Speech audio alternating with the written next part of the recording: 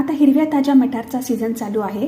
त्याची एक आपण हिरव्या मसाल्यामध्ये एक खूप छान ह्याची उसळ बनवणार आहोत. त्याच्यासाठी मी 1 कप हिरवे वाटाणे घेतलेले आहे. थोडं पाणी गरम करायला ठेवलेलं आहे. हे वाटाणे आपण थोडे त्याच्यामध्ये उकडून घेऊया. वाटाणे शिजतात आहेत तोपर्यंत आपण मसाला करून घेऊया. हिरवा मसाला बनवण्यासाठी मी ओलं खोबरं घेतलेलं आहे. हे ताजं ओलं खोबरं आहे. कोथिंबीर, 3-4 लसूण पाकळ्या आणि 2 छोट्या हिरव्या मिरच्या. आता हे वाटून घेऊया. मिक्सरच्या जारमध्ये घेतलेलं आहे. थोडंसं पाणी घालूया. मसाला आपण वाटून घेतला आहे. फार बारीक वाटायचा नाहीये, थोडा जाडसरच वाटायचा. आपले मटार झाले आहेत, काढून घेऊया. आता आपण उसळ बनवूया. 1 चमचा आपण तेल गरम करायला ठेवलंय. थोडीशी मोहरी घालूया. थोडेसे जिरे घालूया. थोडंसं हिंग घालूया. कढीपत्ता घातलाय, वाटलेला मसाला घातलाय, तो आता परतून घेऊया. त्यामध्ये थोडी हळद, मीठ आणि लाल मिरची घातली आहे. मिक्स करूया. यामध्ये मटार घातली, अर्धा कप पाणी घातलंय. प्लेट ठेवूया आणि 5 मिनिटं मंद विस्तवावर शिजवून आपली उसळ आता तयार.